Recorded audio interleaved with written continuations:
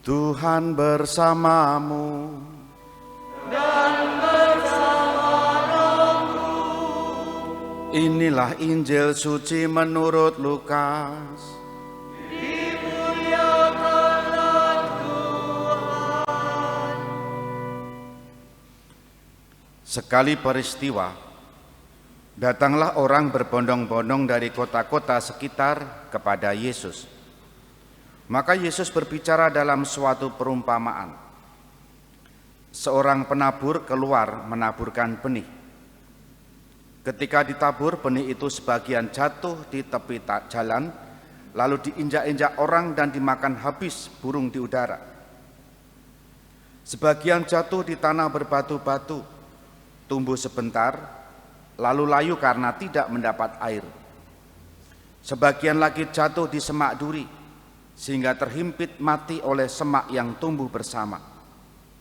Dan sebagian jatuh di tanah baik, lalu tumbuh dan berbuah 100 kali lipat. Sesudah itu Yesus berseru, "Barang siapa punya telinga untuk mendengar, hendaklah mendengarkan." Para murid menanyakan kepada Yesus arti perumpamaan itu. Yesus menjawab, "Kalian diberi kurnia mengetahui rahasia kerajaan Allah. Tetapi hal itu diwartakan kepada orang lain dalam perumpamaan, supaya sekalipun memandang, mereka tak melihat, dan sekalipun mendengar, mereka tak memahami."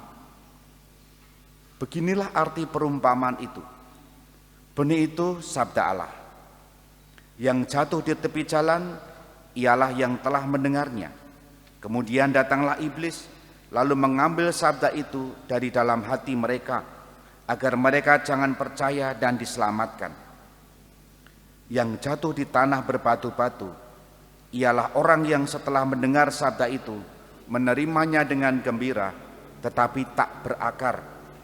Mereka hanya percaya sebentar saja, dan di saat cobaan mereka murtad. Yang jatuh dalam semak duri ialah orang yang mendengar sabda itu, dan dalam pertumbuhan selanjutnya mereka terhimpit kekhawatiran, kekayaan dan kenikmatan hidup, sehingga tak menghasilkan buah matang.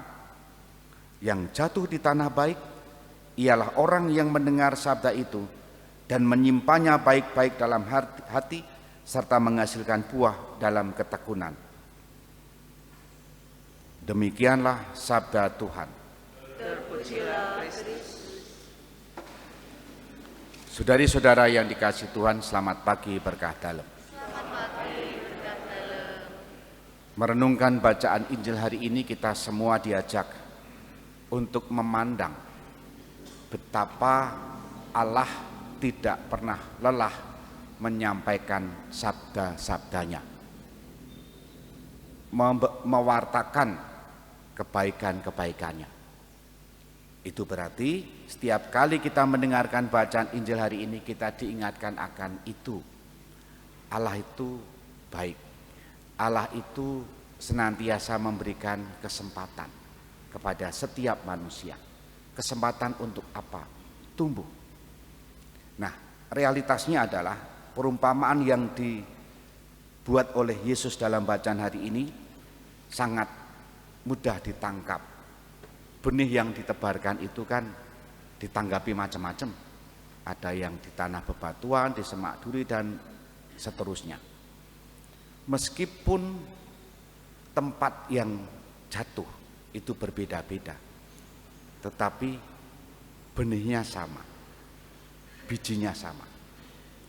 Maka apapun keadaannya, apapun tempatnya, yang penting benih itu selalu ditabur oleh Allah. Itu artinya memberikan kepercayaan bahwa benih itu akan tumbuh.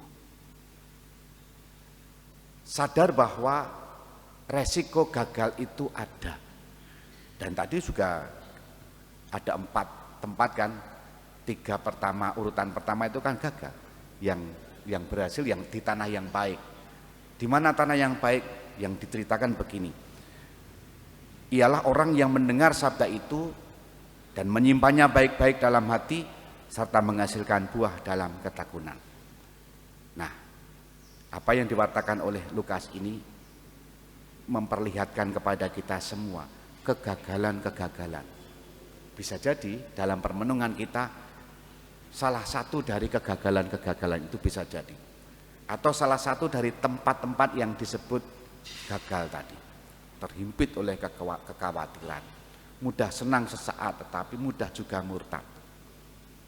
Pertanyaannya adalah, seberapa kita tekun mengolah lahan dalam diri kita, seberapa kita tekun terus-menerus membaharui hidup kita supaya kita mendengar sabda Tuhan sekaligus melaksanakannya dan berbuah.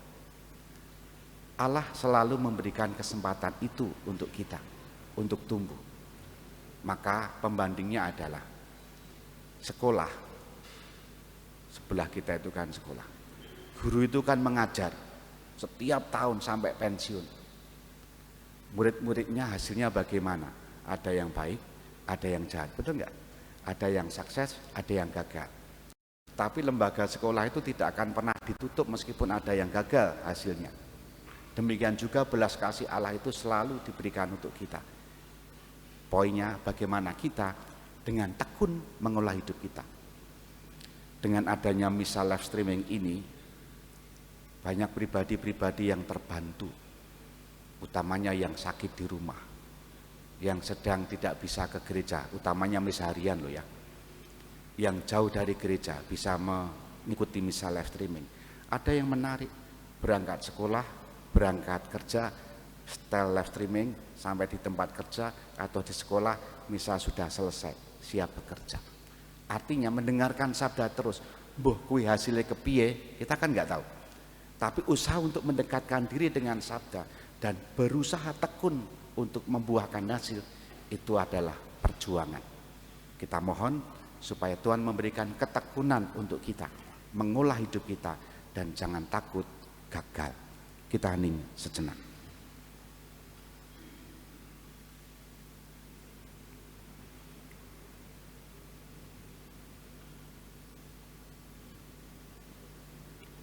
Dimuliakanlah Yesus yang dulu hidup, sekarang dan selama-lamanya. Amin.